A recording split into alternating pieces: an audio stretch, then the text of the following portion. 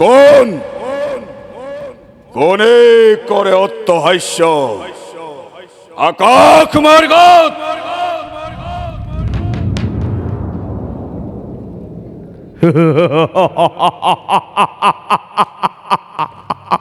খুন হেরো মূর্খ কঙ্ক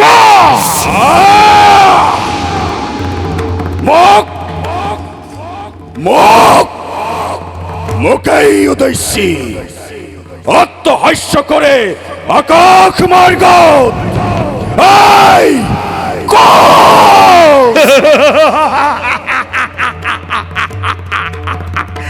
খুন হেরো মূর্খ কঙ্ক এই শ্রী দৈবকীর বিয়াপাতি মহাসমারোহে তই আপন পহরাজি মূর্খ কঙ্ক তই এই সেই স্নেহর ভগ্নী দৈবকীর গর্ভজাতে অষ্টম সন্তানে সংহার করিব তোকে অবলীলাক্রমে সংহার করিব তোকে অবলীলাক্রমে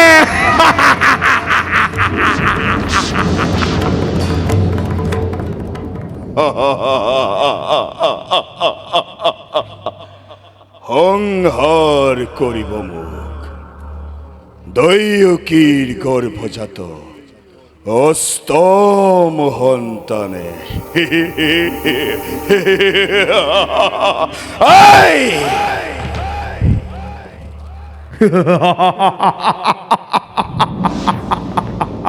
কঙ্ক এই মরণের দিন তুরন্ত ঘুরে সমু সপি আহে দিনে দিনে তারেই আছে অপূর্ব ঘোষণা তারেই আছে অপূর্ব ঘোষণা তারেই আছে অপূর্ব ঘোষণা মিশা দৈবকী মিশা মিশা দৈবকী মিশা ঘোষা অতি ঘোষা মনত পেলা মনত পেলা মনত পেলা মূর্খ তই ধৈর্যতির অভিশাপ মনত পেলা মূর্খ তই ধৈর্যতির অভিশাপ মনত পেলা মূর্খ তই ধৈর্যতির অভিশাপ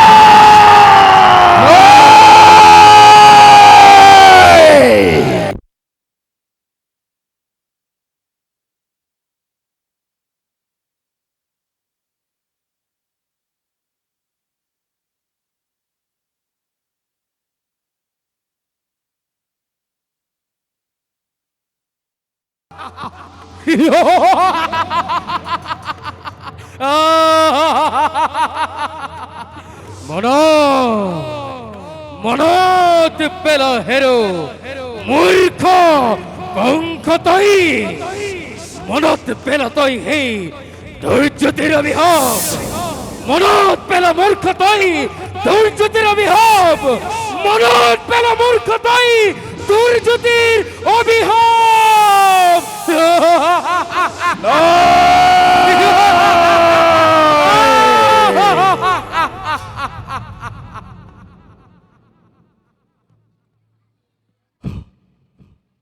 হসা অতি হসা মনত পৰিছে আজি মোৰ সেই ধৈৰ্যতিৰ বৰ আনন্দতে আপোন পাহৰা হৈ পাহৰিছো আপোনাৰ ভূত ভৱিষ্যতে সাৱধান কৰি দিছে আকাশবাণীয়ে হৰাই দিছে আজি মোৰ কৰ্তব্য নিজৰ কালকেতো কালকেতো আজুয়া সুপালিবৰ ৰাতে ঘৰুৱা ঘৰুৱা বিজুলী বেগেৰে তব তীক্ষ্ণ তৰোৱাল আনন্দ উন্মত্ত প্ৰজা পলাওক লৰি মিত্ৰ মোৰ কোনো নাই শত্ৰু শত্ৰু সকলো বধ করা যাকে যতে পোয়া মর্যাদা তাল হাতে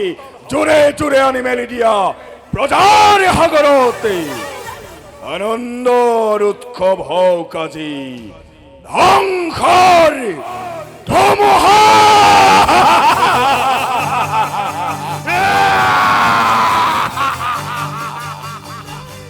মহাকাল কালো খেতুয়ে আজি করিছে অঙ্গীকার প্রলয় প্রলয় ঘন্টা বাজিব এবে সিংহ নাচ করি ধুমুহা বজ্রপথে কপাব মথুরাই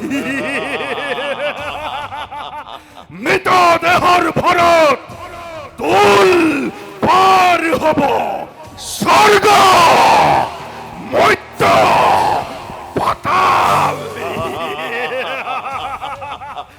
রক্ত রক্ত রক্ত প্লাবন হব পৃথিবীর আনন্দশল শান্তিপূর্ণ মথুরার অগ্নিবৃষ্টি হীরা বর্ষণ রক্ত প্লাবন রক্ত প্লাবন রক্ত প্লাবন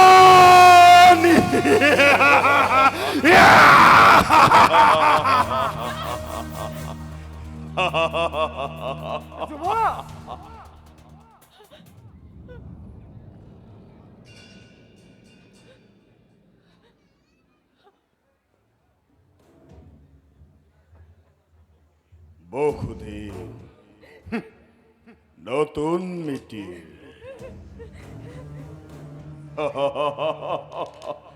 আরো আরো স্নেহর ভগ্নিবোর দৈয়কী ভবিষ্যৎ ভবিষ্যৎ ভাগ্যলিপি মোর দুয়োজনে কান পাতি শুনিলা নহয় জি জি যে মিলন বান্ধনেৰে বান্ধি দিল তোমা দুয়োটিকে এই মিলনে আজি স্পষ্ট ভাবে কৰিছে ঘোষণা অচিৰতে কংসৰ মাৰা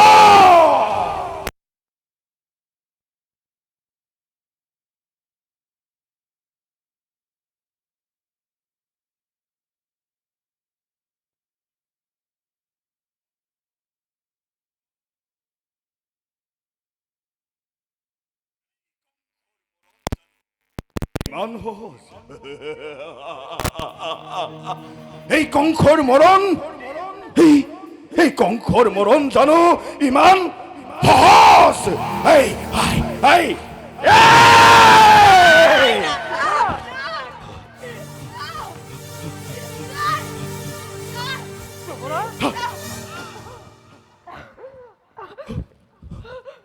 স্নেহ মমতা আজি আছে যত মানে সকলো বিকৰ্ছিলো মই এই মুহূৰ্ততে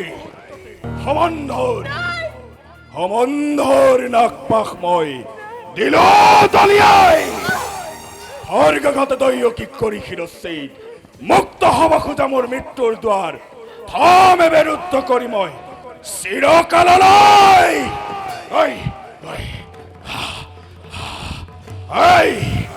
ঐ এই পিখাচি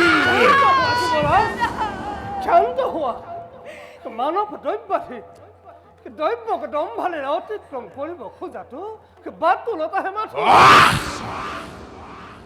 সৈন্য হাতে ভগ্নী হত্যা যে মহা পাপ যুৱৰাজ বাধা নিদিব বসুদেৱ আঁতৰ হোৱা মোৰ সন্মুখৰ পৰা হয় হওক অগ্নি হত্যা মহাপাপ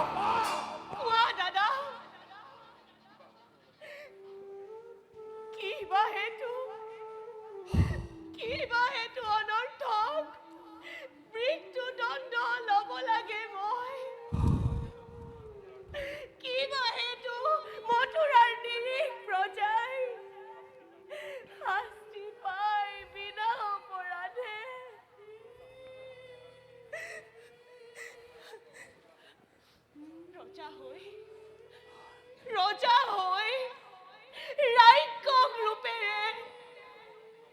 মানৱ নামত কিয় কলংক সানিছা দাদা? কিয় কিয় দাদা কিয়? এই পিখাসি, নাই নাই তোর কোনো অপরাধ নহে, কোনো অপরাধী এই মথুরার প্রজা।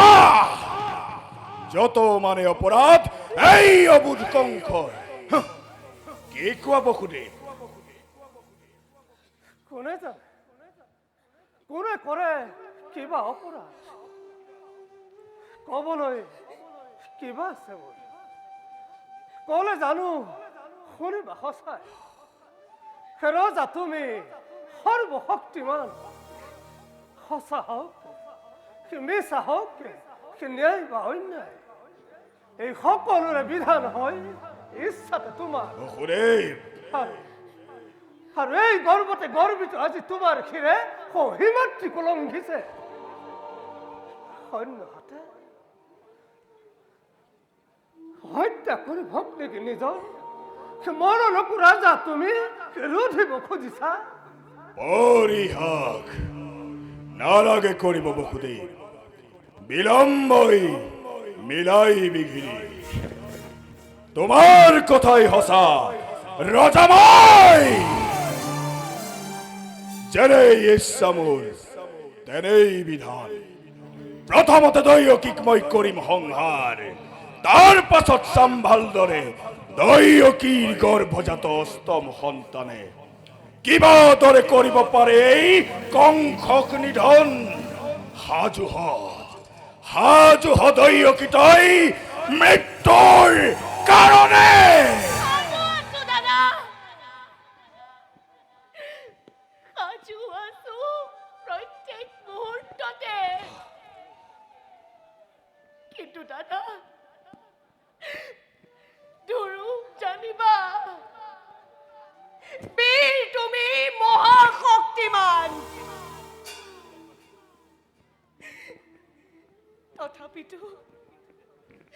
তথাপিতো আজি সন্মুখত দেখা পাই খোৱা গন্তুক স্বপ্ন প্ৰহেলিকা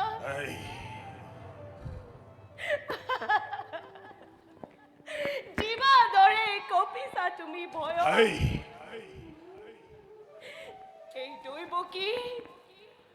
এই দৈৱকী মৃত্যুৰ নামত নহয় বিচলিত।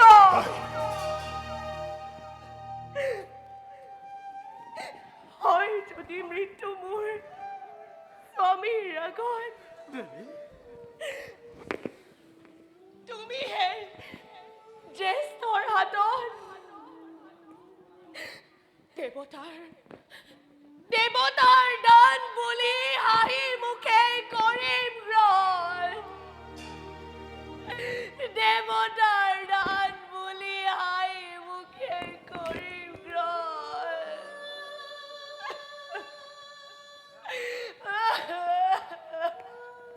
সঁচা কথা যুৱৰাজ, এনে কাৰ্য অতি অশোভনীয়। নাৰী হত্যা, ভগ্নী হত্যাৰে কলংকৰ কালিমা খানি ক্ষত্ৰিয় ৰাজন, বিনা প্ৰয়োজনে তুমি ৰঞ্জিত কৰিবা। এনে কৰ্ম কৰা যদি ইচ্ছাতে তোমাৰ যুগে যুগে জগততে বীৰৰ সমাজে শতমুখে তোমাক কৰিব গঞ্জনা। নলব তোমাৰ নাম লাজতে ঘৃণাতে।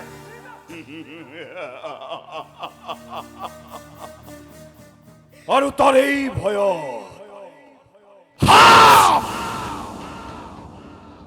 সাপ পুহি গাখীৰ খুৱাই এই মূৰ্খ কংসই বীৰ বুলি জগতত দিব পৰিচয়। বঢ়িয়া বঢ়িয়া যুক্তি তোমাৰ, অতি হিতাকাংক্ষী মিত্ৰ মোৰ তুমি বসুদেৱ। তাৰো আছে এক সহজ উপায়। উপায় কি উপায় বসুদেৱ? উপায় যুৱৰাজ, দৈৱকী জীয়াই থাকিব, তোমাৰ ৰাজা একোকে নহব অনিষ্ট। বসুদেৱ কৰ জোৰে মই তোমাক কৰিছো মিনতি দিয়া মোক দৈৱকীৰ প্ৰাণ ভিক্ষা দান অসম্ভৱ অসম্ভৱ বসুদেৱ দৈয়কীৰ প্ৰাণ ভিক্ষা নহয় সম্ভৱ তাৰ পৰিৱৰ্তে তোমাৰ দৈৱকীৰ গৰ্ভজাত প্ৰত্যেকটি সন্তান ভূমিষ্ঠ হোৱাৰ লগে লগে এটি এটি কৰি তোমাৰ হাতত মই কৰিম অৰ্পণ আৰু হত্যা কৰি সিহঁতক হবা তুমি নিষ্কণ্টক নিজ ইচ্ছামতে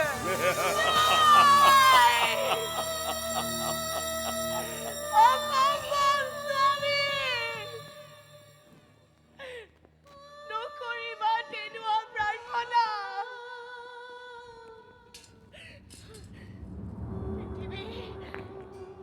পৃথিৱীৰ নতুন অতিথি সৰগৰ দেৱ শিশু সৰল নিষ্পাপ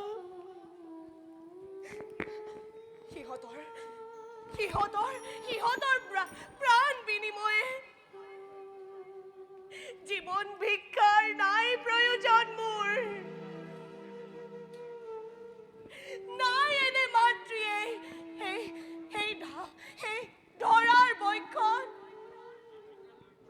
জীৱিকৰ জীৱ পাৰে নিজ গৰ্ভজাত সন্তানক তাৰ বিনিময়তে তাৰ পৰিৱৰ্তে তুমি মোকে হত্যা কৰা দাদা তুমি মোকে হত্যা কৰা দাদা তুমি মোকে হত্যা কৰা এই!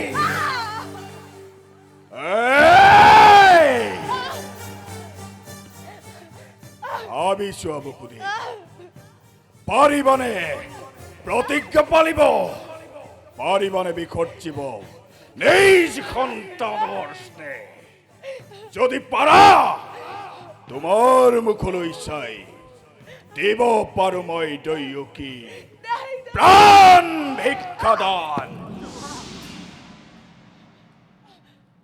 শক্তিৰ নৰপতি তুমি প্ৰজা আমি আশ্ৰিত তোমাৰ দুৰ্বল আমাৰ পৰা তোমাৰ প্ৰবল শক্তিৰে কাঢ়ি নিব পাৰা জীৱ আছে সকলো আমাৰ বসুদেৱ তথাপিতো কওঁ শুনা যুৱৰাজ মিছা মই নকওঁ কথাটি বেশ প্ৰাণন্ত প্ৰতিজ্ঞা মই কৰিম পালন সাক্ষী কৰি চন্দ্ৰ সূৰ্য দেৱ পৃথিৱীক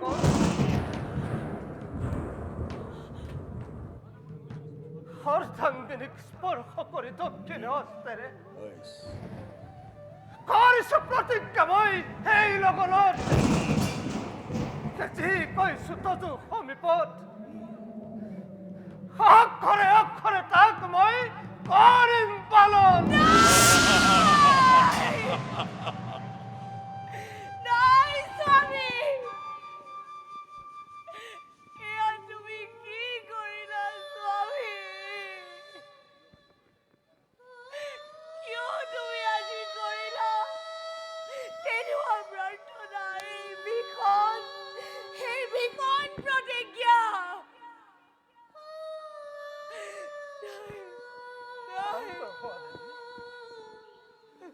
বাধা মোক নিদিবা দেৱী প্ৰতিশ্ৰুত আজি মই নিজ প্ৰতিজ্ঞাত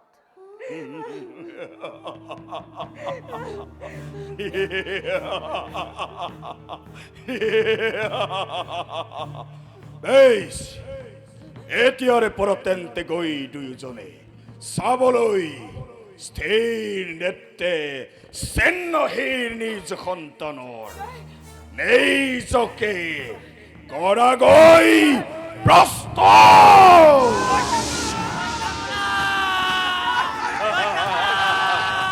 ধন্য ধন্য কালকেতু ধন্য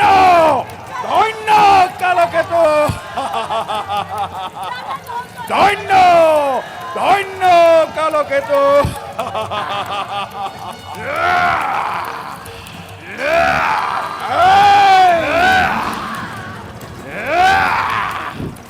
অন্য অন্য কালকেতু দেখক দেখক জগতে আজি বুঝক জগতে এই কংখর হাকতি এই কংখর বীরত্ব এই কংখর অস্তিত্ব এই এই পিখাসি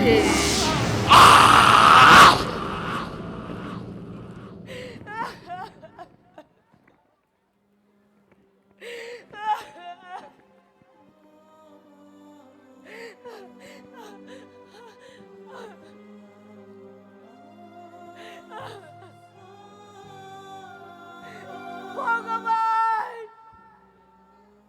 তুমি কই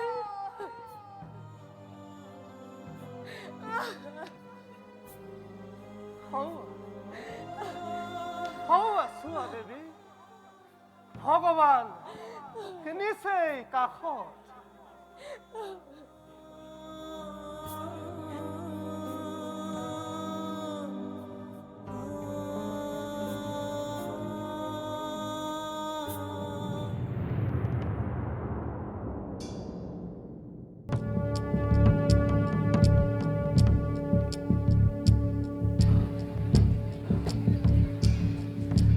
কালকেতু মহাৰাজ নৃত্য গীতৰ আয়োজন কৰা ভাল মহাৰাজ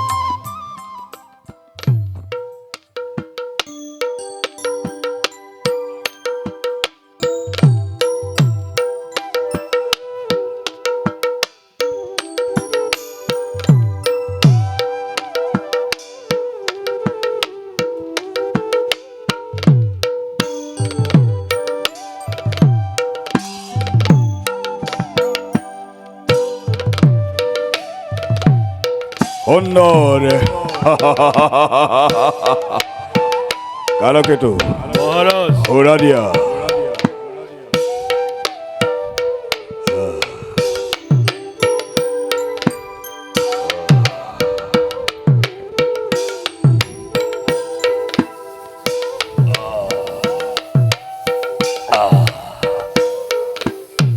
কালকেতু কালকেতু মহাৰাজ নৃত্য গীতৰ আয়োজন বেশ উপাদেয় হৈছে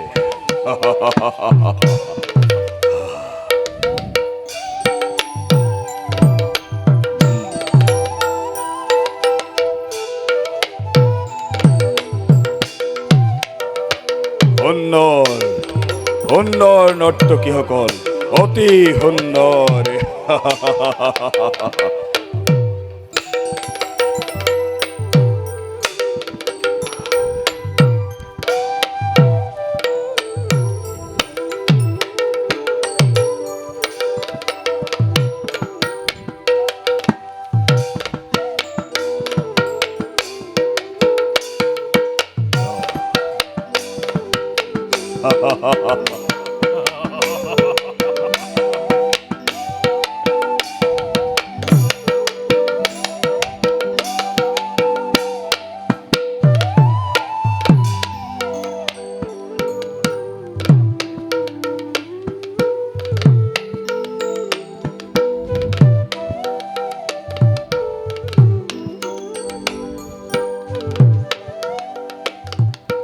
মহাৰাজ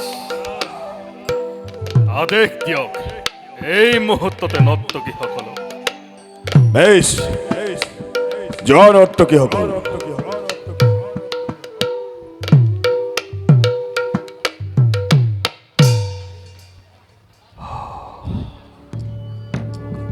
কালকেতু মহাৰাজ কত সেই বসুদেৱৰ প্ৰতিজ্ঞা বচন, কত সেই দৈয়কীৰ গৰ্ভজাত অষ্টম সন্তান?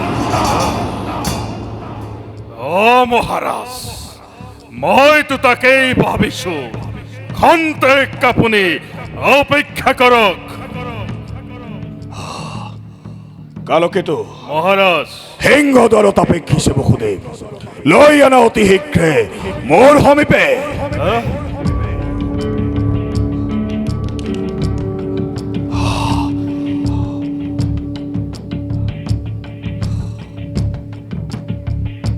বসুদেৱ যুৱৰাজৰ জয় হওক। বসুদেৱ কিবা হেতু প্ৰৱেশ কৰিলা মোৰ সেই মন্ত্ৰণা কক্ষত? যুৱৰাজ, পূৰ্বৰ প্ৰতিশ্ৰুতি ৰক্ষা কৰি আহ লৈ আহিছো দৈৱকীৰ গৰ্ভজাত আহা, দৈয়কীৰ গৰ্ভজাত, দৈয়কীৰ গৰ্ভজাত অষ্টম সন্তান। ই অষ্টম নহয়, ই প্ৰথম যুৱৰাজ, ই প্ৰথম। প্ৰথম সন্তান, দৈয়কীৰ গৰ্ভজাত প্ৰথম সন্তান। অ,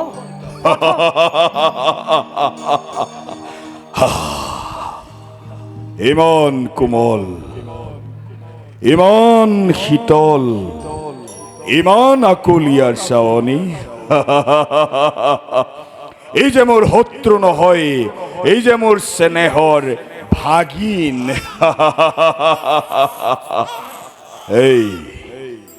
এইটো নাজানে ইয়াৰ মাতুলেই হ'ব ইয়াৰ প্ৰাণ সন্তান।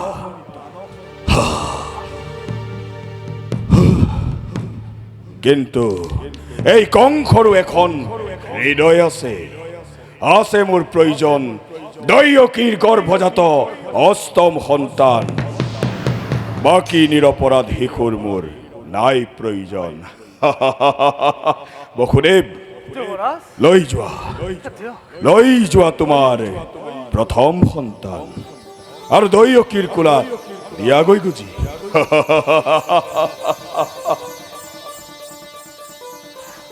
যুৱৰাজ, বসুদেৱ বাহি বিয়াৰ দিনা আপুনি কৰা অপমান আজি বিস্মৃতিৰ অতল গৰ্ভত বিলীন হৈ মই এতিয়া আহিছোহে যুৱৰাজ।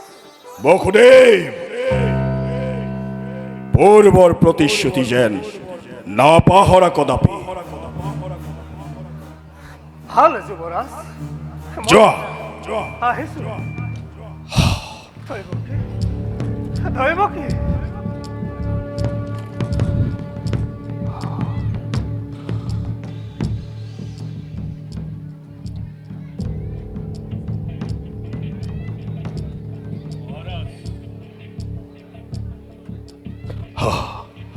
কালকেতু ভাবা নেকি, ভাবা নেকি তোমালোকে এই কংসৰো হৃদয় নাই বুলি, এই কংস নিষ্ঠুৰ বুলি?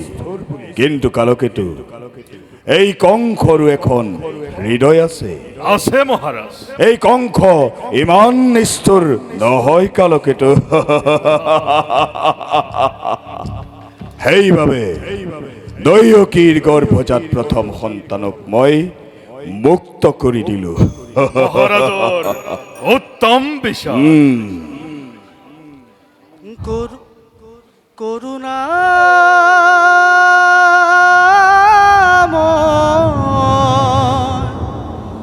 ইৰা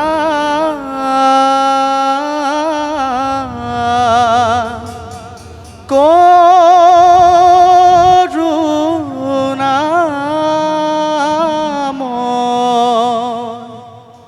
কালকেতু পুনৰায় দৈয় আনি মহাৰাজ হয় উচ্চাৰিত। নহয় মহাৰাজ, সেয়া দেৱঋষি নাদৰ কণ্ঠস্বৰ। দেৱৰ কিনাৰত, অ মহাৰাজ, দেৱৰ কিনাৰত যেতিয়া কংসৰ প্ৰমোদ কক্ষত প্ৰৱেশ কৰিছে, মন্ত্ৰণা নিশ্চয় গুৰুতৰেই হ'ব। যোৱা যোৱা কালকেতো সসন্মানে দেৱৰীষিক ৰাজসভালৈ মাতি অনাগৈ। ভাল মহাৰাজ।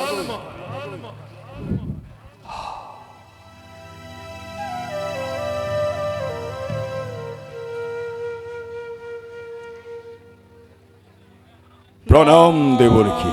নাৰায়ণ নাৰায়ণ ও কংসৰাজৰ জয় হোক। দেৱৰীষি, কিবা হেতু অকস্মাতে প্ৰৱেশ কৰিলে মোৰ প্ৰমোদ কক্ষ। কংসৰাজ দেৱৰীষি, ও পাহৰিছা কিয় বাৰু তুমি ও নিজৰ কৰ্তব্য? দেৱৰীষি, কদাপিতো পাহৰা নাই মই মোৰ নিজৰ কৰ্তব্য। নাৰায়ণ নাৰায়ণ ও তুমি নিজৰ কৰ্তব্যৰ কথা পাহৰি ও কেৱল সুৰা আৰু নৰ্তকীৰ নৃত্যত আপোন পাহৰা হৈ সন্মুখ কৰ্তব্যৰ কথা একেবাৰে পাহৰি পেলাই। দেৱৰীষি, কদাপিতো নাই পাহৰা মই মোৰ নিজৰ কৰ্তব্য। নাৰায়ণ নাৰায়ণ ও কিয় বাৰু একেটি ভুলকে বাৰে বাৰে কৰিব লাগিছা? দেৱৰীষি, এইমাত্ৰ মই সংবাদ পালো ও কুলাত কেঁচুৱালৈ বসুদেৱ ৰাজকাৰেঙৰ পৰা উভতি গ'ল। হয় হয় দেৱৰীষি, ও কিন্তু বধ নকৰি নিজৰ প্ৰাণৰ কণ্টকক ও মহাভুল কৰিলা তুমি কিহৰ কাৰণে? দেৱৰীষি, দৈয়কীৰ গৰ্ভজাত অষ্টম সন্তানহে প্ৰাণ সন্তান মোৰ। সেইবাবে দৈৱকীৰ গৰ্ভজাত প্ৰথম নিৰপৰাধী সন্তানক মই মুক্ত কৰি দিলো। নাৰায়ণ নাৰায়ণ ও ভাবিছিলো কংসৰাজ গুণী জ্ঞানী বিবেকী বুলি। দেৱৰীষি, ও কিন্তু যি দেখিলো কংসৰাজে ৰাজনীতি কূটনীতি ও একোৱেই নাজানে। দেৱৰীষি, কওক দেৱৰীষি, কওক, ভাঙি পাতি কওক। নাৰায়ণ নাৰায়ণ ও তুমি কি বুজিবা সেই দেৱতাৰ চালনা? দেৱতাৰ চালনা? তোমাৰ এতিয়াও বহুত বাকী আছে ও দেৱতাৰ চালনা বুজিবলৈ। দেৱৰীষি, দেৱতাৰ গণনা মতে অষ্টম সন্তানো হ'ব পাৰে, প্ৰথম আৰু প্ৰথম সন্তানো হ'ব পাৰে অষ্টম। দেৱৰীষি, ই কেনেকৈ সম্ভৱ দেৱৰীষি? ই সম্ভৱ, ঐ সম্ভৱ কংসৰাজ। এয়া এ চোৱা, এপাহ অষ্টদল পদ্ম। অষ্টদল পদ্ম? হয় হয় যুৱৰাজ, এয়া এক অষ্টদল পদ্ম। মনুষ্যৰ গণনা মতে যদি আমি গণনা কৰো তেনেহলে প্ৰথমেই হ'ব পাৰে অষ্টম, অষ্টমেই হ'ব পাৰে প্ৰথম, কিন্তু ও দেৱতাৰ গণনা মতে। দেৱৰীষি, দেৱতাৰ গণনা মতে কি দেৱৰীষি? মনুষ্যৰ গণনা মতে যদি আমি গণনা কৰো প্ৰথম, দ্বিতীয়, তৃতীয়, চতুৰ্থ, পঞ্চম, ষষ্ঠ, হস্ত, সপ্তম, অষ্টম, অৰ্থাৎ প্ৰথমেই অষ্টম। ও কিন্তু দেৱতাৰ চালনা মতে যদি আমি গণনা কৰো দেৱৰীষি, ও তেনেহলে অষ্টম, অষ্টম, সপ্তম, সপ্তম, ষষ্ঠ, ষষ্ঠ, পঞ্চম, পঞ্চম, চতুৰ্থ, চতুৰ্থ, তৃতীয়, দ্বিতীয়, তৃতীয়, দ্বিতীয়, প্ৰথম, অৰ্থাৎ প্ৰথম। প্ৰথমেই অষ্টম, অষ্টমেই প্ৰথম, এই প্ৰথম অষ্টম, অষ্টম প্ৰথম নাই। দেৱৰ্ষি, ইয়াৰ এটা মোক উপায় দিয়ক দেৱৰ্ষি। নাৰায়ণ নাৰায়ণ উপায় মই থৈছো যুগুতাই। কওক দেৱৰ্ষি। ও কংসৰাজ, প্ৰথমেই তুমি বসুদেৱ আৰু দৈৱকীক দিয়া কাৰাদণ্ড। দেৱৰ্ষি, ও তাৰ পিছতেই বসুদেৱ আৰু দৈৱকীৰ জন্ম হোৱা প্ৰত্যেকটো সন্তানক তুমি ৰচনা কৰা হত্যাৰ বিধান। বেশ। আৰু শুনা, দেৱৰ্ষি, ও তোমাৰ পিতা উগ্ৰসেন মোৰ পিতা উগ্ৰসেন নহয় সীতাকাংক্ষী। দেৱৰ্ষি, ও সেইবাবে ও কাঢ়ি লৈ ৰাজ সিংহাসন আৰু ৰাজদণ্ড বিদ্ৰোহী প্ৰজাক তুমি নিজেই কৰা শাসন এই ৰৈ নাথাকিবা তোমাৰ সন্মুখত ভীষণ সমস্যা কংসৰাজ ৰৈ নাথাকিবা তোমাৰ সন্মুখত কিন্তু ভীষণ সমস্যা দেৱৰ্ষি আপুনি মোৰ পৰম হিতাকাংক্ষী আৰু শুনা কংস দেৱৰ্ষি দৈ বকিকে আদি কৰি দেখিছা য'তে ক নাৰী অ ৰাক্ষস কুলৰ তুমি কালনিশী বধি বহি তোমাক মুৰাৰী বধি বহি তোমাক মুৰাৰী নাৰায়ণ নাৰায়ণ দেৱৰ্ষি আছে যতেক যাদৱ বংশ কংসই সকলোকে কৰিব ধ্বংস নাৰায়ণ নাৰায়ণ বধি বহি তোমাক মুৰাৰি কংস ৰাজন বধি বহি তোমাক মুৰাৰি দেৱৰ্ষি এ ফুলত বন্দী হইলে ইকালিন্দি ভুমুৰা দেৱৰ্ষি জুইত বন্দী হইলে কি দেৱৰ্ষি তুমি বন্দী হইলা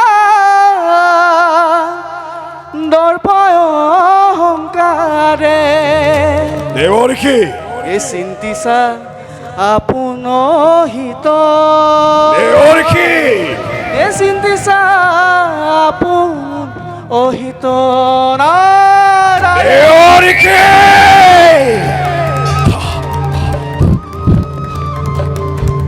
কালকেতু সাজু আছো মহাৰাজ কালকেতু মহাৰাজ বসুদেৱ দৈয়কীক শৃংখলিত কৰি পুনৰ কাৰাদণ্ড প্ৰদান কৰা আৰু মোৰ বৃদ্ধ পিতা উগ্ৰসেনক বন্দী কৰি নিতে নতুন শাস্তি প্ৰদান কৰা এৰো ধাৰ্য মহাৰাজ কিন্তু মহাৰাজ আৰু কিবা আদেশ কৰিম তোমাক মহাৰাজ আদেশ যদি কৰে আপুনি সদুপুৰী যাদৱসকলৰ গাত জুই লগাই দিওঁ বেছ সিহঁতৰ শস্য শ্যামলা শীতল কুঞ্জকুটি জ্বলি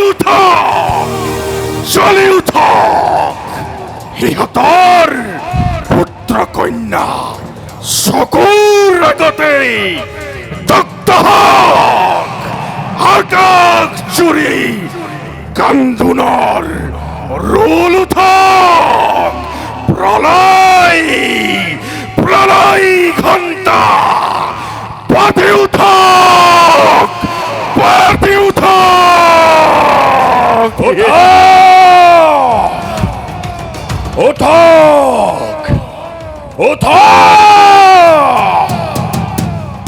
হেই বিশ্বপ্লাবিত লেলিহান অগ্নিশিখা দপ দপকৈ জ্বলি উঠ সেই অপূৰ্ব দৃশ্য দেখি মোৰ এই ক্ষুধাৰ্ত দানৱ আত্মা তৃপ্ত হওক তৃপ্ত হৈ নৃত্য কৰক নৃত্য কৰক নৃত্য কৰক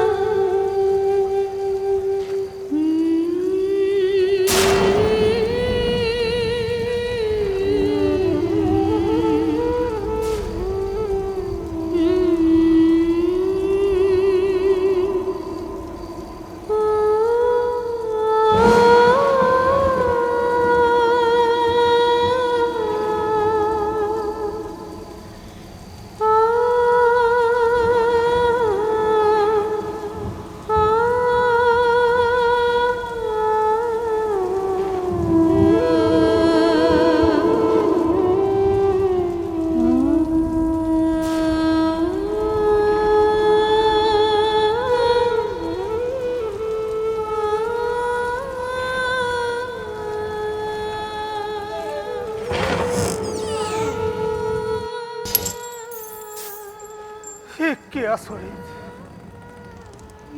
কিবা হেতু আপোনাৰ আপুনি সলকি পৰিল হাতৰ শিকলি মোৰ নিষ্ঠুৰ ৰজাৰ টান বান্ধোনৰ পৰা কোনে যেন আহি কৰি দিলে মুক্তিৰ বিধান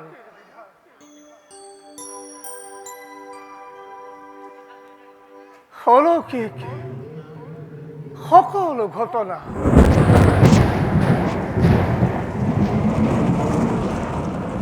বাহিৰত দবা পিতা শিল বৰষুণ সৃষ্টি যেন ধ্বংস হয় প্ৰতি প্ৰলকতে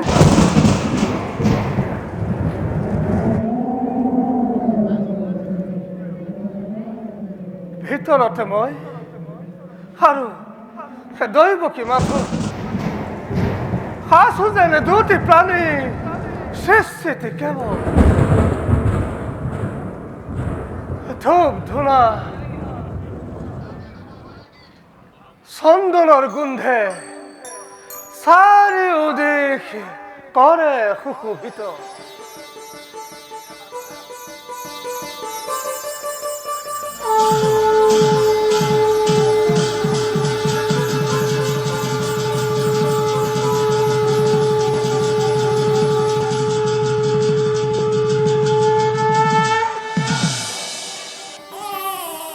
দৈৱকী দৈৱকী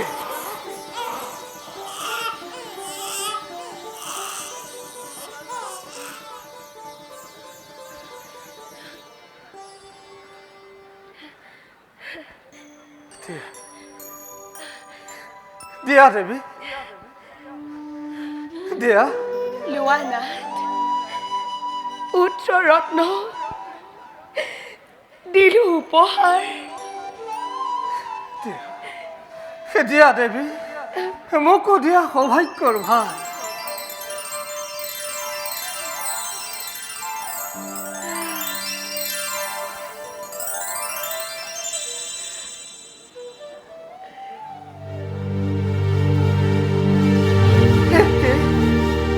দেৱী ক'ত ক'ত আমাৰ বাচা দেৱী ক'ত কেনেকৈ দেৱী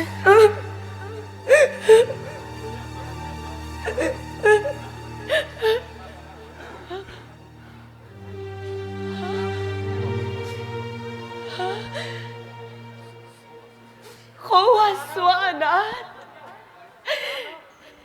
দুখুনিৰ কোলা শুকা কৰি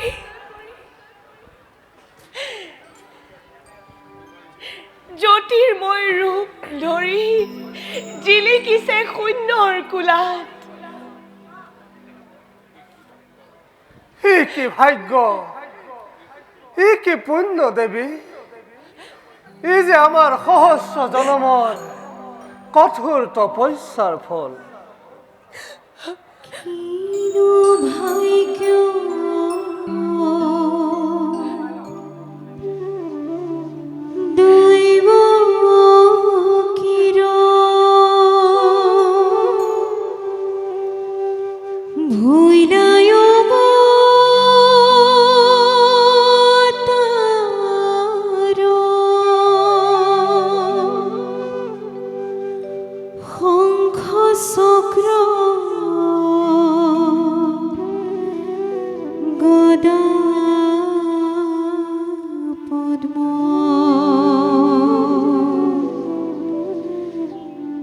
কৰিলা ধাৰণ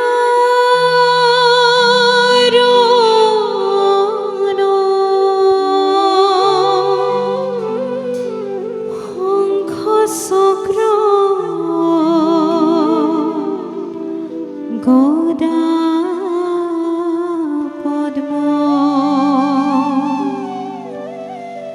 কৰিলা ধাৰণ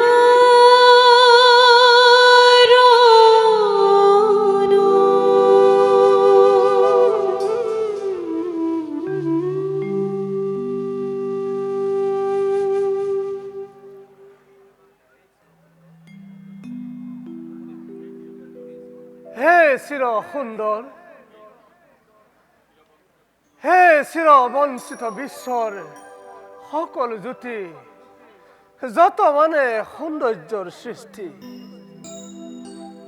সকলোৰে সমাৱেশ ঘটাই ভুৱনে মোহনে ৰূপ দেখাই তোমাৰ বসুদেৱ দৈৱকীৰ সহস্ৰ জনম মুহূৰ্ততে কৰিলা সাৰ্থক। তোমাৰ জন্মদাতা হবলৈ পাই কিবা সাৰ্থক আছে আমাৰ? হে প্ৰভু, পুত্ৰ ৰূপ দেখুৱা তোমাৰ। হে কল্যাণময়, নিজ গুণে তুষ্ট হৈ বৰশী কৰোণাৰ ধাৰা আশাৰে আজি মেলি দিলা সৌভাগ্যৰ দুৱাৰ আমাৰ।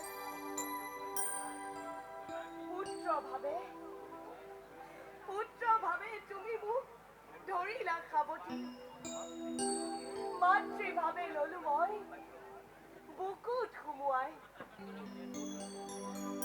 প্ৰভু, দৈৱকীৰ মনোবাঞ্ছা পূৰ্ণ কৰা। প্ৰভু, খামৰা তজু চকু চাট মাৰি ধৰা জ্যোতিৰ জগতৰ পুত্ৰ ৰূপে আহা, পুনৰবাৰ স্থিতি লোৱা সেই দৈৱকীৰ কোলাত।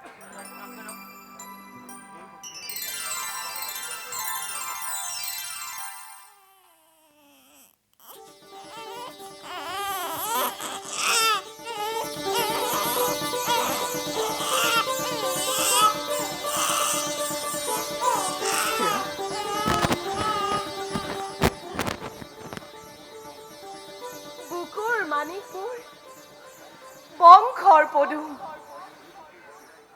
দৈৱকীৰ শিৰাই শিৰাই ঢালি দিছা অমৃতৰ সোঁত, সঞ্জীৱিত হল মোৰ মৃত প্ৰাণ। ভাগ্যৱতী তুমি যে দৈৱকী, দিয়া দিয়া দেৱী, মোকো দিয়া সৌভাগ্যৰ ভাৰ, ল'বলৈ প্ৰাণ ভৰি পুত্ৰক এবাৰ। সকলোতো কিছা কিবা হেতু আনন্দত বিষাদৰ ৰেখা, কিবা হেতু কান্দা পুনৰবাৰ গুচোৱা মুখৰ পৰা ৰিহাৰা চয়। কান্দা নাই, তুমিও লগতে কান্দা, কান্দি কান্দি চকুলোৰে মজিয়া ভৰোৱা।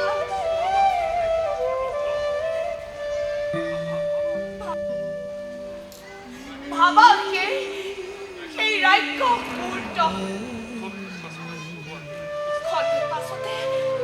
খন্তেক পাছতে আহি উপস্থিত হবই ৰাক্ষস মোৰ ভাতৃৰ মহাকাল। কিয় বাছা তই জন্ম ললি দৈৱকীৰ কোলাত? আমাৰ পাপৰ ফল পূৰ্ব জন্মৰ দেৱতাৰ খাওপাত লাগি পুৰি যায় সোণৰ সংসাৰ। দেৱী নাহিলি কেলে কোন তই দীৰ্ঘ দেৱী হৈ পুনৰ পুতলি মোৰ কিয়নো আহিলি এই দুখনিৰ গৰ্ভ ভাই আছে মোৰ শত্ৰু গোটেই ৰাতি বেলেগ চল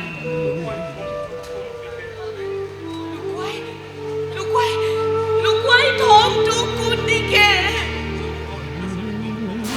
য'ত নাই মোৰ ভাতৃ কংস অত্যাচাৰী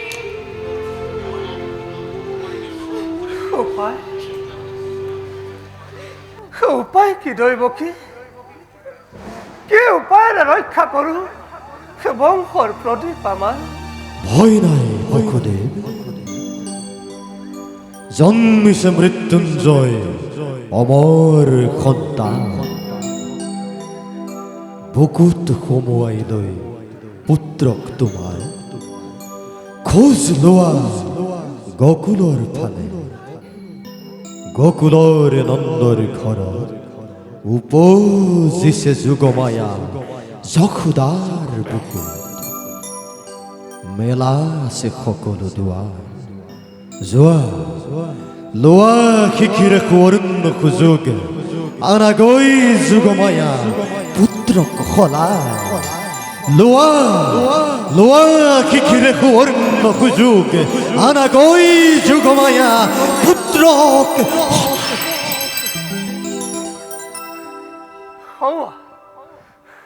পুনৰবাৰ দৈব্যবাণী শুনিলা নহয় দৈব্যকী তুষ্ট আছে বিধাতা পুৰুষ কি কৰিব পাৰে কংস দুৰাচাৰে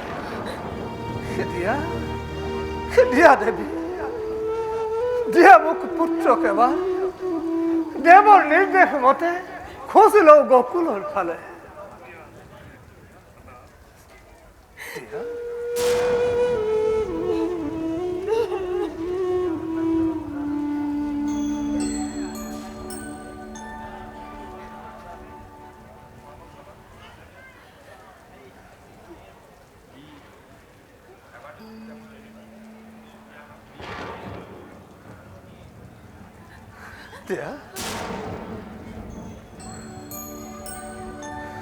কান্দি আজি দৈবকীয়া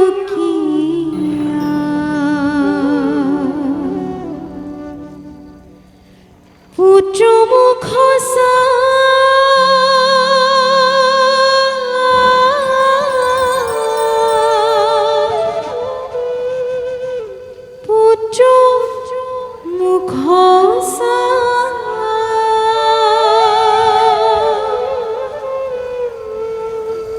জগতৰ বাবা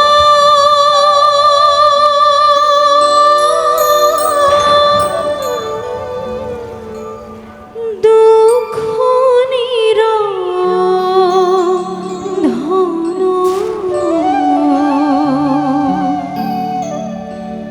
কৈতে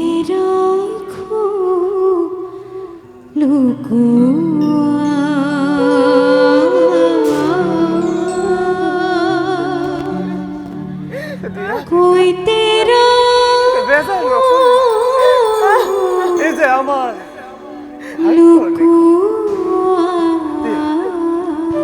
দিয়া দেবী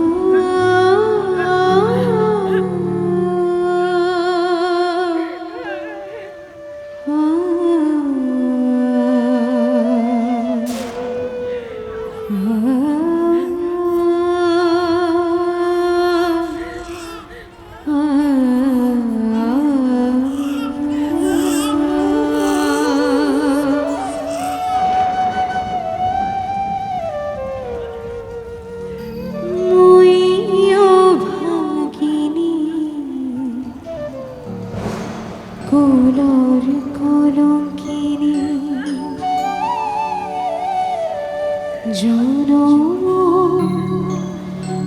দুঃখ নিহা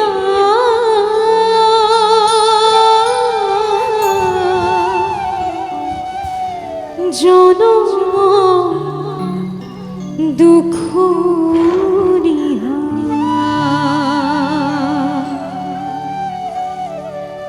কত পয়সা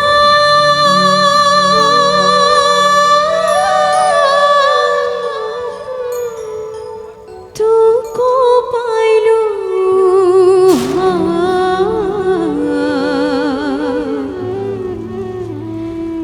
হাই মোরে কৃষ্ণ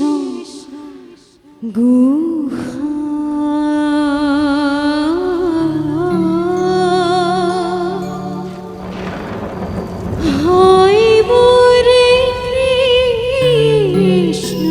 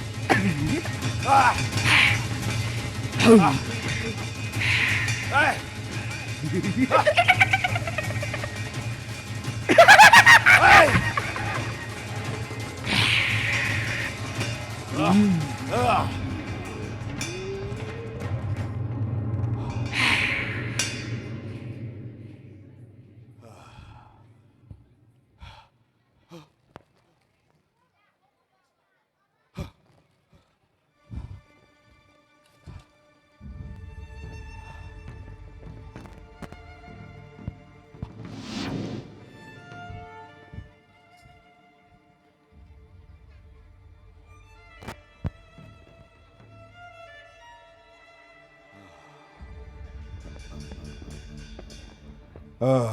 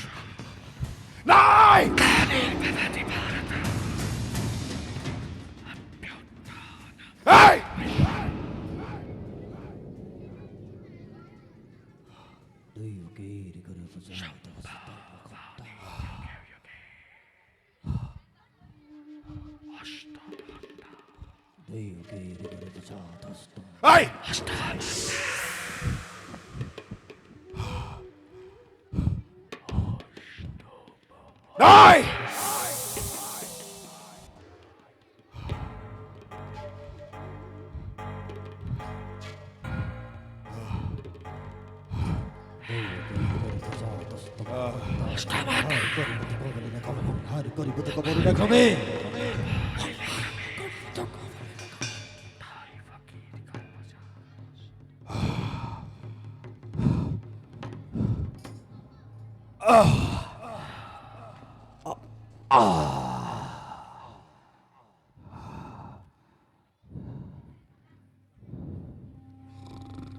দৈবকীর গর্ভজাত অষ্টম হয়তো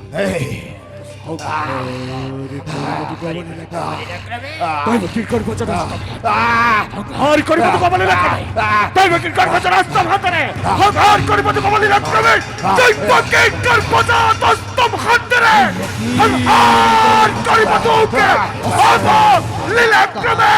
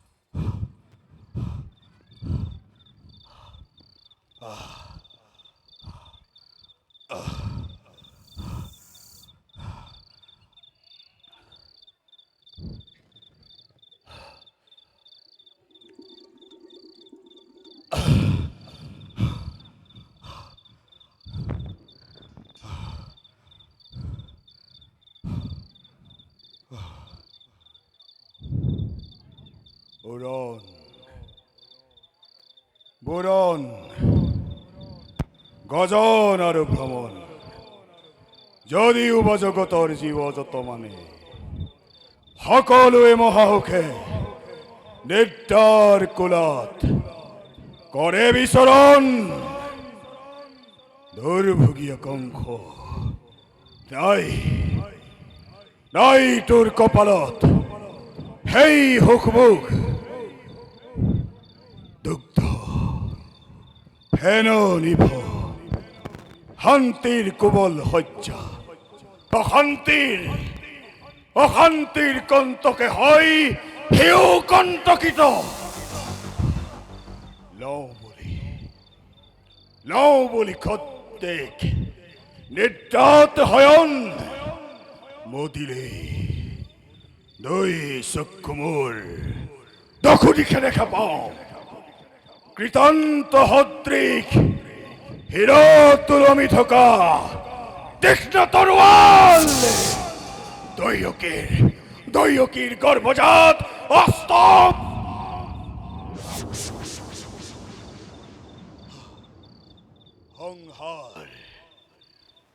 সংহার মূর্তিয়েরি প্রকৃতিয়ে পুনঃ শান্তৰূপ কৰিছে ধাৰণ যাম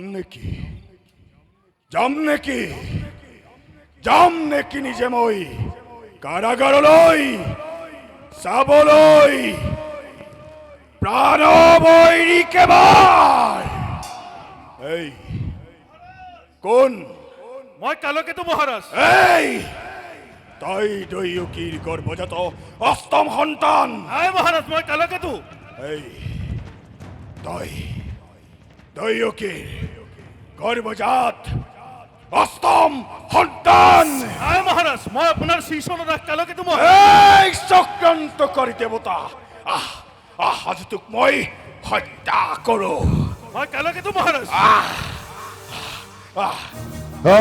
মই কালকেতু এই মই কালকেতু মহাৰাজ এই এই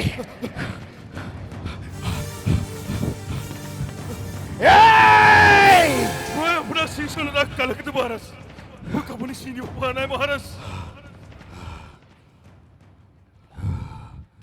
বাহিৰত কোন আপোনাৰ বীৰ বীৰাংগনাসকল বেশ কালকেতু মহাৰাজ আজি অষ্টমী তিথি হয় মহাৰাজ আজি অষ্টমী তিথি আজি মোৰ প্ৰাণবৈৰী জন্মিছে ধৰাত জন্মিলে ভয় কিয় মহাৰাজ দেৱৰ্ষি নাৰদৰ দৈৱবাণী মনত আছে আছে মহাৰাজ বিশ্ব ধ্বংসকাৰী কংসময় মোৰ দ্বাৰাই সেই দৈৱবাণী বিফল হ'ব সি এতিয়াও জীয়াই আছে নাই মহাৰাজ সি মৰিছে অসম্ভৱ কালকেতু কংসৰ প্ৰাণবৈৰী ইমান সহজে মৰিব নোৱাৰে দেৱতাবিলাক আপোনাৰ হিতাকাংক্ষী নহয় মহাৰাজ কেৱল আপোনাক প্ৰতাৰিত কৰিবলৈ চেষ্টা কৰিছে আৰু কালকেতুক কিন্তু এই কালকেতু কেতিয়াও প্ৰতাৰিত কৰিব পৰা নাই এই নিমিত্তে ৰাজ্যত যিমানবিলাক শিশুৱে জন্মগ্ৰহণ কৰিছে তাক মাতৃৰ কোলাৰ পৰা আঁতৰি আনি হত্যা কৰিছে উত্তম কালকেতু আৰু কাৰাগাৰত কাৰাগাৰলৈ গৈছিলো মহাৰাজ হাতত উন্মুক্ত অখিলৈ এই আশা কৰি যদুৱে শত্ৰুৱে জন্মগ্ৰহণ কৰিছে তাক শিলত আচাৰি হত্যা কৰিম হত্যা কৰিলা নাই কৰা মহাৰাজ কাপুৰুষ হিৰো অপদাৰ্থ মহাৰাজ সি যে এতিয়াও জন্মগ্ৰহণ কৰা নাই সেই যে দৈয়কীৰ গৰ্ভৰ অন্তৰালত বহি মোলৈকে চাই খিলখিলকৈ হাঁহিব লাগিছে তাক মাতৃৰ গৰ্ভ ফালি আঁতৰি আনি সি যে পুত্ৰ নহয় কন্যা সন্তান মহাৰাজ কি দৈয়কীৰ গৰ্ভজাত অষ্টম সন্তান পুত্ৰ নহয় কন্যা অ মহাৰাজ কন্যা কন্যা কন্যা মহাৰাজ কন্যা অ মহাৰাজ কন্যা নাই এই দেৱতাৰ চালনা দেৱতাৰ প্ৰতাৰণা বোলা কালকেতু নিজে গৈ চাই আহো এবাৰ ওলাক মহাৰাজ বোলা কালকেতু এইফালে নহয় মহাৰাজ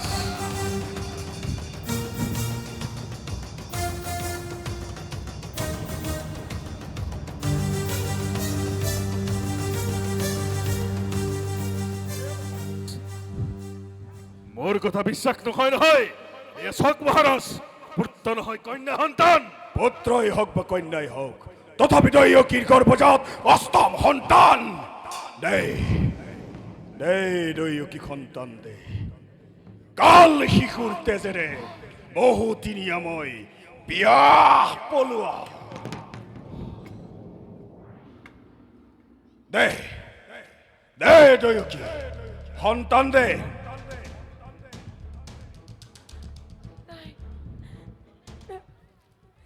কি দিয় এই কংখক তই এতিয়াও চিনি নাপালি হা এই কংখক তই এতিয়াও চিনি নাপালি দে নাই দাদা দে তই কি সন্তান দে দে দে দে নাই দাদা দে তই কি সন্তান দে দে দে দে দে দে দে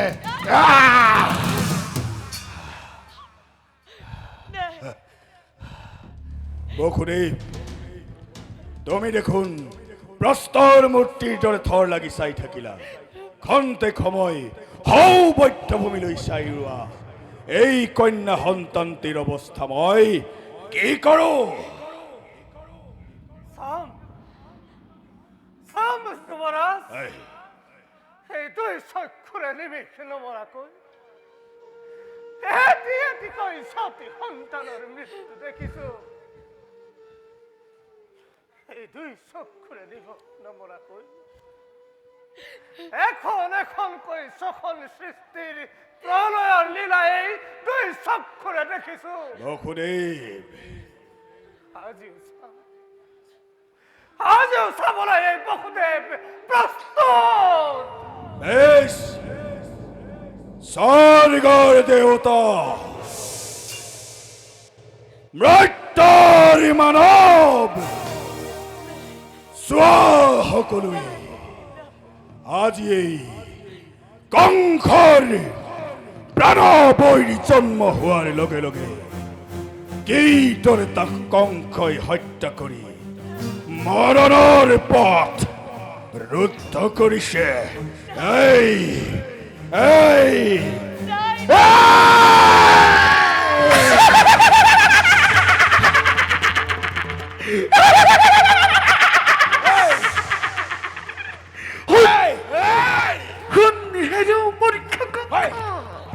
দেবী মই যুগ মায়া নিচিনিলে তাই এই সংহাৰ কৰিব কিবা সাধ্য তোৰ এই বিশ্বাস চেষ্টা ব্যৰ্থ হল সকলো জানানে আজি মাছ নিশা ততে ততে উপজিছে প্ৰাণ পৈৰি তোৰে মৃত্যু তোৰ মৃত্যু তোৰ বাৰিষাৰ পুৱাতে নদী কিবা ধৰণে তুমি মূৰ্খতাই পালিৰ ভেতৰে কিবা ধৰণে তুমি মূৰ্খতাই পালিৰ ভেতৰে কিবা ধৰণে তুমি মূৰ্খতাই পালিৰ ভেতৰে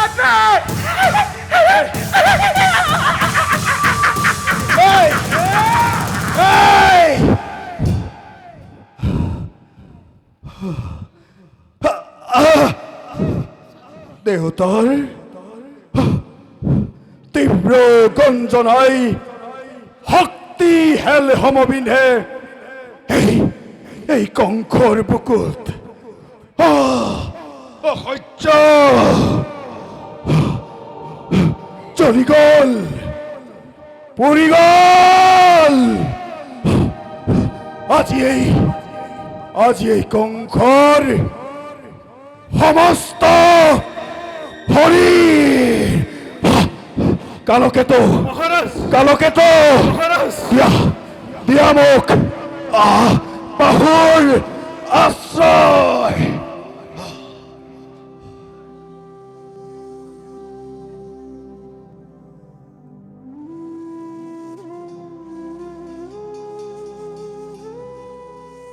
কালকেতু চক্ৰান্ত দেৱতা দানৱে মিলি সকলো বিচাৰে মাথোই কংসৰ মৰণ কালকেতু মহাৰাজ মায়া ৰূপী অস্ত্ৰ বুজাই কৈ গল যতে ততে উপজিছে প্ৰাণ সন্তানৰ কালকেতু কি উপায়েৰে মোৰ সেই প্ৰাণ সন্তাক নিধন কৰিব পাৰিম মহাৰাজ কালকেতু তাৰ বাবে কোনো চিন্তা নকৰিব এতিয়াও আপোনাৰ বীৰ বীৰাংগল অঘাখুৰ বকাখুৰ ধেনুকাখুৰ আৰু বৈচাখুৰ এতিয়াও জীৱিত বেশ মহাৰাজ কালকেতু এই মুহূৰ্ততে সিহঁতক আপোনাৰ প্ৰমোদ কক্ষলৈ মই নিমন্ত্ৰণ দিম। বেশ বেশ কালকেতু। অঘাখুৰ বকাখুৰ ধেনুকাখুৰ আৰু ব্ৰহ্মখুৰ।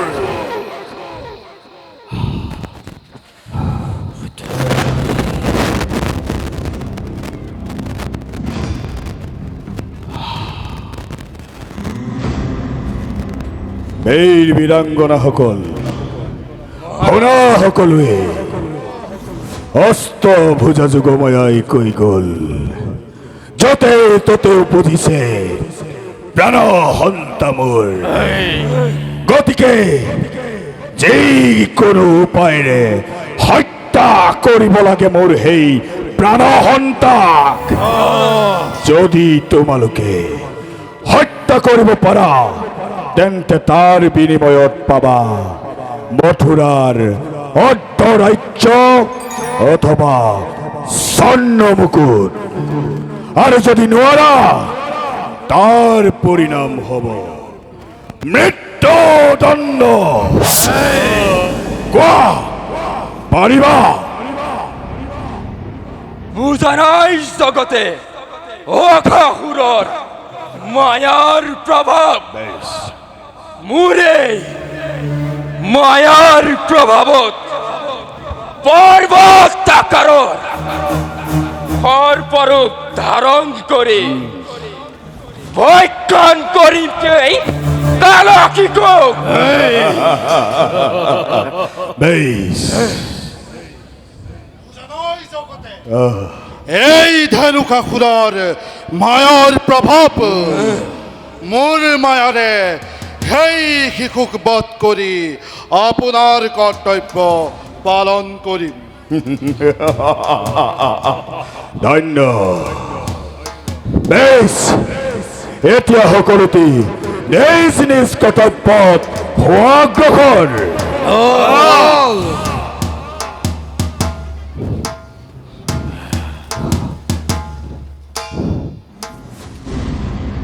মহাৰাজ, কালকেতু, আপোনাৰ ওচৰত আৰু এপাত অস্ত্ৰ আছে মহাৰাজ।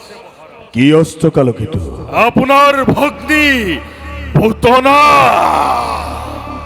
পুতনা? অ মহাৰাজ, মোৰ ভগ্নী পুতনা?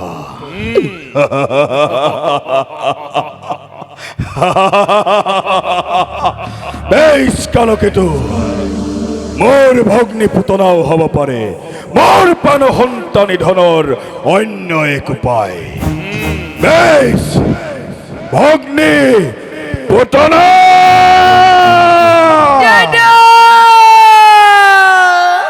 পুতনা! ভগ্নী পুতনা!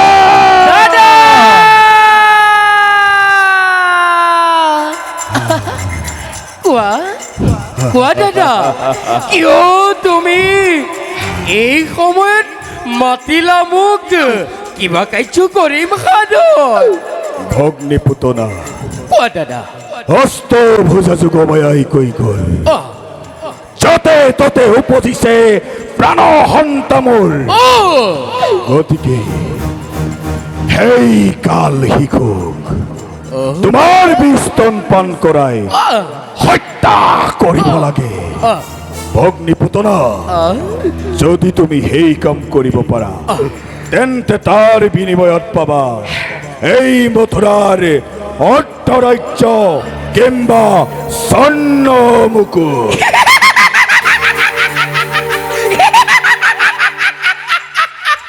দাদা, ভগ্নী, তুমি কোনো চিন্তা নকৰিবা।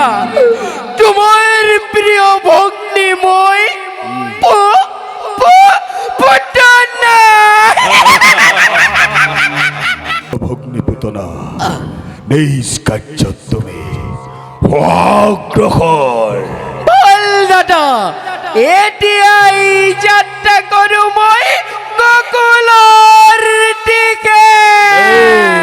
এই কোনে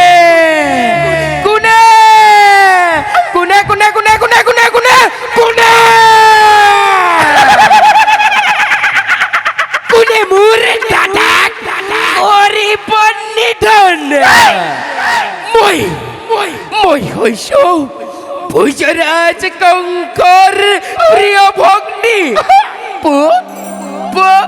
পুত্তনা যাও যাও মই গোকুলৰ দিকে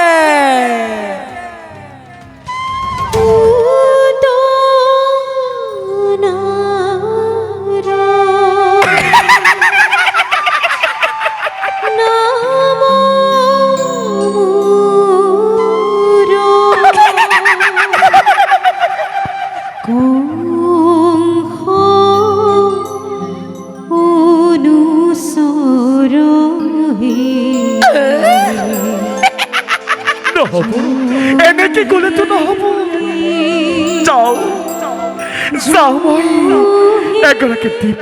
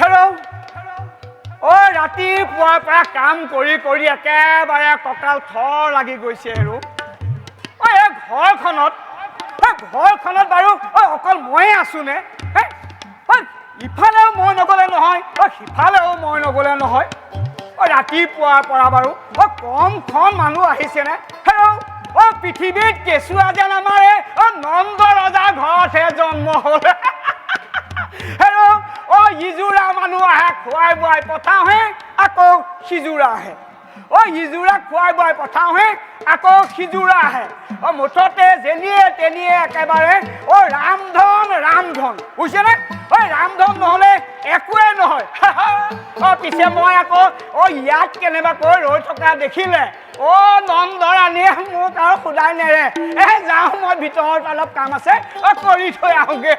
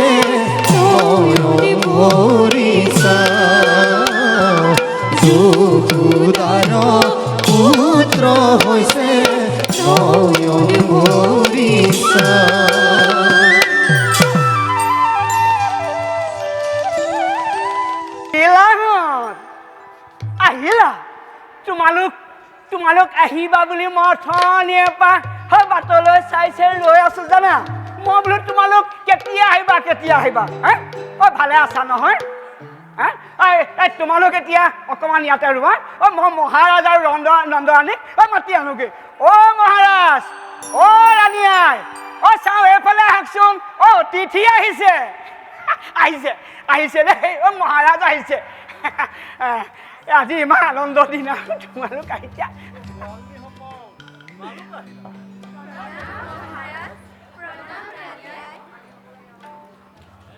তোমালোকেই আমাৰ গৃহত যি আনন্দ মনেৰে আমাৰ বাছাক চাবলৈ আহিছা তাক দেখি আমি অতি উৎফুল্লিত হৈছোঁ এতিয়া তোমালোক ভিতৰলৈ ব'লা ভিতৰত তোমালোকৰ কাৰণে জা জলপানৰ ব্যৱস্থা কৰা হৈছে ৰামধন মহাৰাজ এওঁলোকক তুমি অতি সোনকালে ভিতৰলৈ লৈ যোৱাৰ মহাৰাজ ব'লা তোমালোকৰ কাৰণে ভিতৰত খুব ধুনীয়া ধুনীয়া খাদ্য যোগাৰ কৰি থৈছো পেট ভৰাই খাব পাৰিবা ব'লা দেই ব'লা ব'লা ব'লা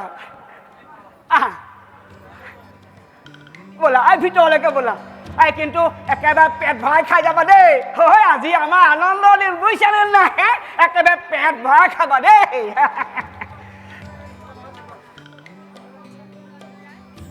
কোৱা যশু গুৰুদেৱে বাৰু আমাৰ সোণৰ পুতলিৰ বিষয়ে কি কৈ গ'ল কি ক'ব আৰু গুৰুদেৱে ইয়াকে ক'লে বোলে বুঢ়া কালত নন্দৰাণীয়ে ল'ৰা সন্তান পাই গা একেবাৰে সাতখন কৰিছে এনেই বুঢ়ী নাচনী তাতে আকৌ নাতিনীয়েকৰ বিয়া নে কি কোৱা হে যশু থওক হে চুপতিখন নকৰিব মুখত আকৌ কিবাহে ওলাব বাৰু কওকচোন গুৰুদেৱে আমাৰ সোণৰ পুতলিৰ বিষয়ে কি কৈ গ'ল গুৰুদেৱে আমাৰ সোণৰ পুতলিৰ নাম থলে কি থলে গুৰুদেৱে আমাৰ সোণৰ পুতলিৰ নাম থলে কৃষ্ণ কৃষ্ণ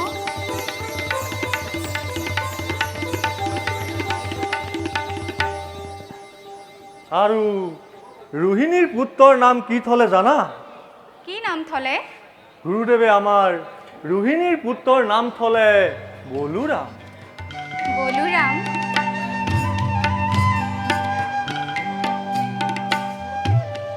নাম দুটা শুনি ভাল লাগিছেনে বাৰু যশু আই ঐ দেহি কিয় ভাল নালাগিব একেটা ঠাৰিতে ফুলা দুপা পদুম কলিৰ দৰে আমাৰ বাছাহঁত ডাঙৰ দীঘল হ'ব ভিতৰত বাছাহঁতক চাবলৈ অহা মানুহে ভৰি আছে মই খন্তেক ভিতৰৰ পৰা আহোঁ আপুনি থাকক যোৱা যশু শুনাচোন যশু আমাৰ বাছক চাবলৈ অহা অতিথিসকলক তুমি কিন্তু ভালদৰে আপ্যায়ন কৰিবা দেই নিশ্চয় নন্দৰাজ যোৱা মহাৰাজ কি হ'ল ৰামধন কথা এটা হ'ল নহয় কচোন আমাৰ অতিথিসকলে এতিয়া খাই বৈ একেবাৰে হৈ গ'ল এতিয়া তেওঁলোকে কৈছে বোলে আজি এটা ইমান আনন্দৰ দিন আমাৰ মহাৰাজৰ গৃহত এটি নতুন সন্তান জন্ম হৈছে তাৰ আনন্দতে তেওঁলোকে নাচ নৃত্য কৰিম বুলি কৈছে ভাল কথাহে অতি সোনকালে আনন্দ উল্লাহৰ ব্যৱস্থা কৰা মই কৈছো বোলো মহাৰাজৰ মই অনুমতিটো লৈ আহো শুনিছানে আহাহঁত মহাৰাজে অনুমতি প্ৰদান কৰিলে আহাহঁত সময় যি আনন্দে নন্দৰ ঘৰে পূৰ্ণ ব্ৰহ্মই জন্ম ধৰে নেত্ৰ নীল নীল নেত্ৰ চৰা গোপ গোপী হবে মিলি মংগল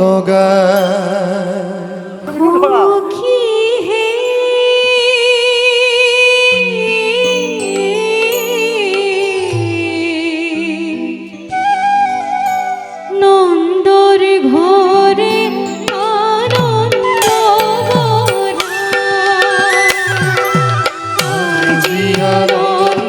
নন্দর ঘরে পূর্ণ ব্রহ্মই জন্ম ধরে নেত্র নীল নীল নেত্র সরায় গোপী মিলি হবে মঙ্গল গায়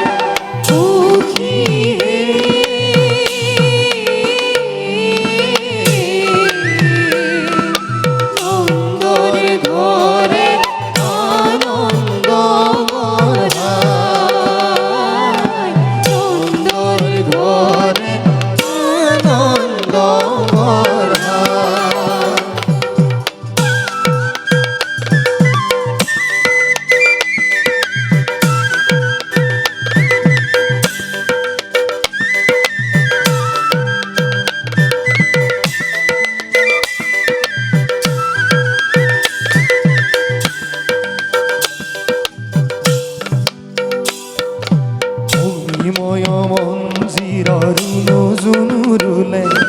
রূপে মদন মুখে মাধব বোলে মণিময় মঞ্জিৰ ৰুণু জুনু ৰুলে রূপে মদন মুখে মাধব বোলে নারু জৈব যত গণ দিব যত নাই হরি হে সুন্দর ঘরে আনন্দ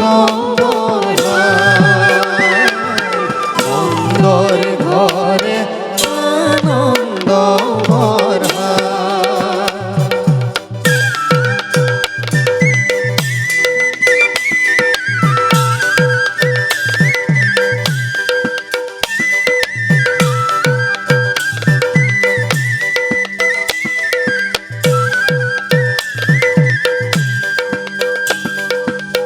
ললিত ঘন শ্যাম অঙ্গ বিরাজে পঙ্কজ শরণত পদ ভয় ভজে অবনীত ঘন শ্যাম অঙ্গ বিরাজে পঙ্কজ শরণত পদ ভয় ভজে পরকত নয়নে বয়নে রূপে হরি হে সুন্দর ঘরে আনন্দ ভরা সুন্দর ঘরে আনন্দ ভরা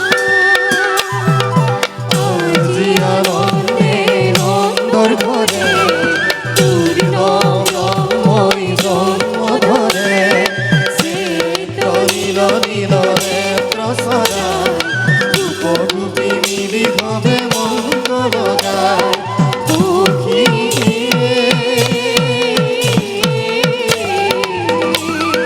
সুন্দর ঘরে আনন্দ ভরা সুন্দর ঘরে আনন্দ ভরা সুন্দর ঘরে আনন্দ ভরা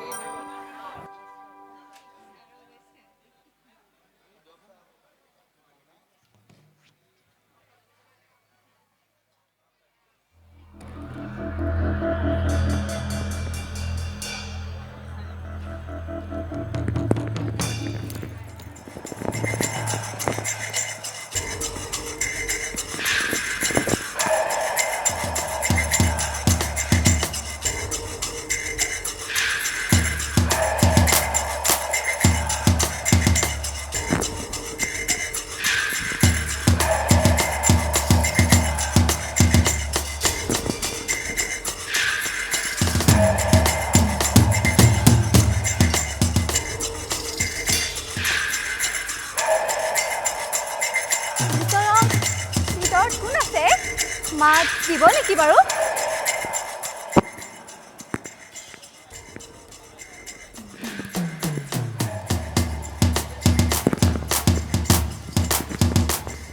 অ বোলে ভিতৰত কোন আছে মাত দিবচোন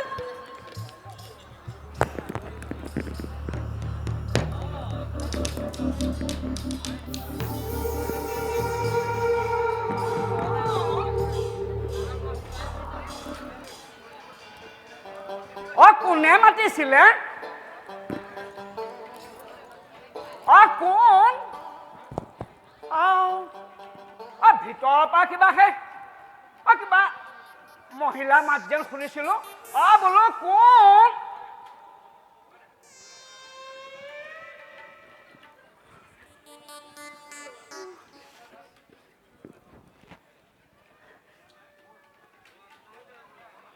বোলো কোননো বোলো কোননো তুমি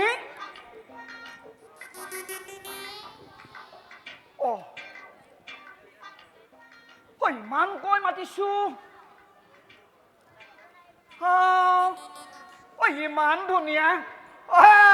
ধুনীয়া লিচ পিচিয়া ছোৱালীজনী ভগৱন্ত বাৰু মাত খাৰো দিব নোৱাৰেনে বাৰু বৰ অন্যায় কৰে কিন্তু দেই আই ঐ দেহি পিছফালটো দেখিবলৈ ইমান ধুনীয়া লিচপিচিয়া কঁকাল দীঘল দীঘল চুলি পিছে কি হ'ব বোলো কোন তুমি বোলো কোন তুমি ভিতৰত খবৰ দিয়কচোন মই মথুৰাৰ পৰা আহিছোঁ আই ঐ দেহি পিছফালৰ পৰা দেখিবলৈ যিমান ধুনীয়া আছিল আগফালৰ পৰা দেখিছোঁ একেবাৰে তাতকৈ বহুত ধুনীয়া নন্দ ৰজাৰ ঘৰত যেন সৰগৰ পৰা একেবাৰে অপেশ্বৰীহে নামি আহিছে হেৰি নহয় মোক কিন্তু গুৰুদেৱে আজি আমাৰ সেই মহাৰাজৰ বাছাৰ নামাকৰণ কৰিবলৈ এই অকণমান আগতে আহোঁতে মই আকৌ গুৰুদেৱক সুধিলোঁ বোলো গুৰুদেৱ নন্দ ৰজাৰ বিয়াৰ পিছত দেখোন এতিয়া কেঁচুৱাও হ'ল পিছে মইহে এই বয়সলৈকে বিয়াখন পাতিব পৰা নাই তেতিয়া আকৌ গুৰুদেৱে মোক কৈছিলে বোলে ৰামধন তই কোনো চিন্তা নকৰিবি অতি সোনকালে তোৰ কাৰণে এজনী দীপলিপ কইনা আহি আছে গুৰুদেৱ গৈ ঘৰ নাপালেগে মোৰ সন্মুখত আহি মোৰ কন্যা দেখি ইমান ধুনীয়া ছোৱালী মই কোনোদিন দেখাই নাই হেৰি নহয় কথা এটা শুনাচোন তোমাৰ পিছে নামটো কি মোৰ নাম তোমাৰ নামটো কি মোৰ নাম তোমাৰ নাম মোৰ নাম তোমাৰ নাম মোৰ নাম তোমাৰ নাম আকৌ মোৰ নাম মোৰ নাম কোৱা তোমাৰ নাম মোৰ নাম একেবাৰে মোক মুহি পেলালা মোক একেবাৰে মুহি পেলালা দেই তুমি হেৰি নহয় তুমি পিছে ক'ৰ পৰা আহিছা বুলি ক'লা মই তুমি মই মথুৰাৰ পৰা মথুৰাৰ পৰা আহিছা গুৰুদেৱে মোক কোৱা দিশটো একেবাৰে মিলি গৈছে এইবাৰ আৰু খাটাং বুজিছানে নাই তোমাৰ মোৰ আকৌ অলপ বেছি কথা পাতিবলগীয়া আছে দেই তুমি আকৌ লৰালৰিখন নকৰিবা তোমাৰ আৰু মোৰ আৰু এই বছৰতে আৰু বিয়াখন মানে আৰু ভিতৰত খবৰ দিবনে মোৰ বৰ পলম হৈছে ৰ'বাহে ইমান ধুনীয়া ছোৱালীয়ে ইমান চকুকেইটা ডাঙৰকৈ কথা ক'লে ভাল নালাগে পিছত বাৰু বেলেগ কথা কেতিয়াবা দুই এষাৰ কেতিয়া জেঙা কৰিবা কিন্তু আজি প্ৰথম দেখাতে তই মিঠা মাতে মাতিব লাগে নহয় জানো আপুনি ভিতৰত খবৰ দিবনে তুমি চোৱাৰ লগে লগে গোটেই গাটো মোৰ একেবাৰে হাত পৰি গ'ল মোহিনী এতিয়া চাওক মোৰ বৰ পলম হৈছে নেকি এটা কথা কিন্তু তুমি কিন্তু মহাৰাণী অহাৰ পিছত কিন্তু তুমি আকৌ গুচি নাযাবা দেই তোমাৰ মোৰে মানে বহুত কথা পাতিব লগা আছে আকৌ আপুনি যাবনে যাম আকৌ আপুনি যাবনে যাম আকৌ যাওক নহয় মানে ঘপককে মানে এৰি যাবলৈ মন যোৱা নাই আপুনি যাবনে যাম আহিছো দেই আহিছো হেৰি নহয় তোমাৰ নামটো কি বুলি কৈছিলা মোহিনী আকৌ মোহিনী মোক একেবাৰে মোহি তয়ে যাবা হেৰি নহয় তুমি ক'ৰ পৰা আহিছা বুলি কম মহাৰাজ মথুৰাৰ পৰা আহিছো মহাৰাজ ৰাণীয়াৰ মথুৰাৰ পৰা মোহিনী নহয় মথুৰাৰ পৰা আলহী আহিছে ওলাই আহকচোন ওলাই আহক মহাৰাজ ৰাণীয়াৰ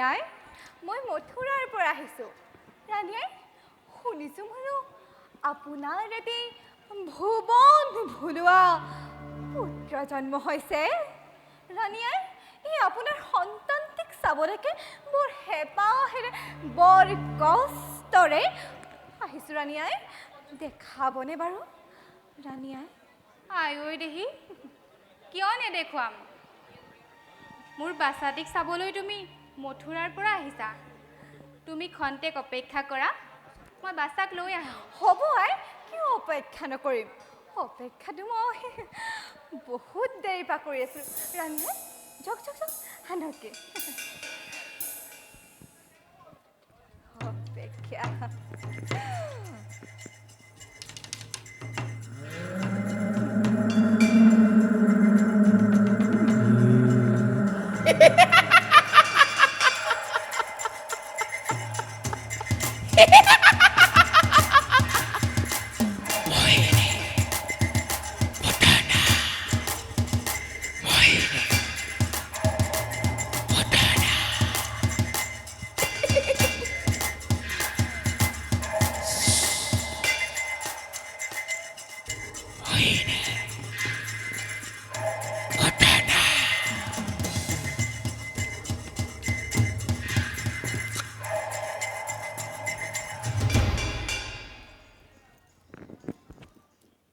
অভাগীৰ সন্তান বুঢ়া কালত তেওঁক পাই অলপ সান্তনা লভিছোঁ হাই ঐ দেখি এনে সুন্দৰ বালক দেখিলে কিবা যে মন ভাল লাগি যায় ৰাণী আই মোৰ যে এবাৰ ল'বলৈ বৰ মন গৈছে জানেনে এই দাসীও এবাৰ লৈ সান্তনা ল'ব দিবনে বাৰু কিয় নিদিম লোৱা বাৰু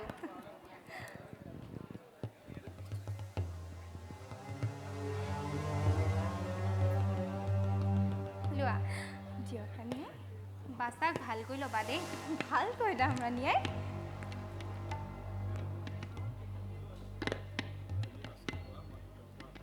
তুমি বাচ্চাক লোৱা মই খন্তেক ভিতৰৰ পৰা আহোঁ দিয়ক ৰাণী আই মই ভাল লৈ ল'ম বাচাক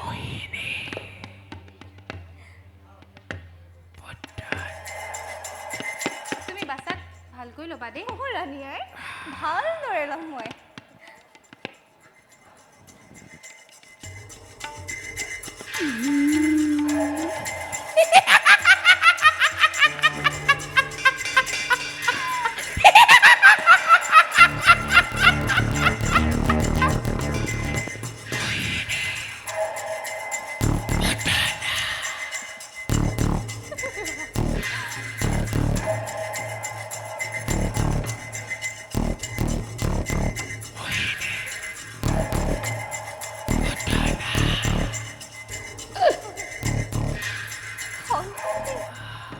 সন্তানটি দেখাত যিমানেই মৰম লগা নহওক কিয় ই মোৰ কৰ্তব্যৰ পৰা বিৰচিত কৰিব নোৱাৰে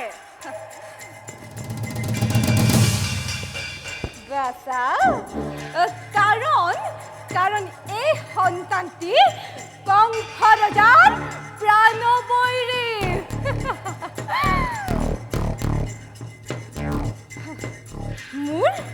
মোৰ বৃস্তন পান কৰাৰ মই ইয়াক হত্যা কৰিম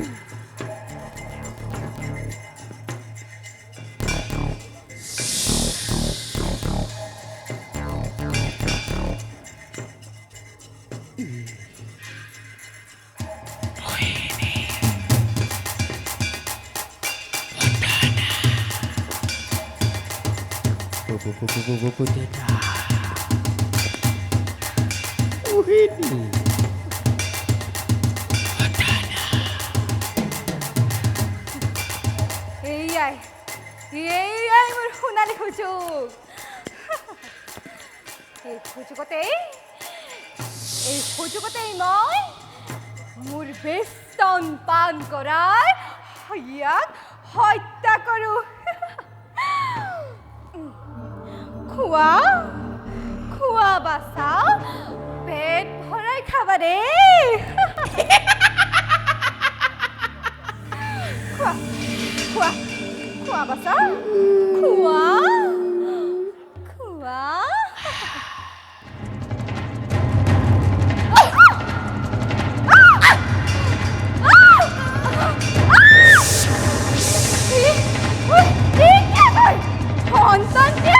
সন্তানে বস্তানত মুখ দিয়াৰ লগে লগে মোৰ গোটেই শৰীৰ সাৱধানকৈ ক'ব ধৰিছে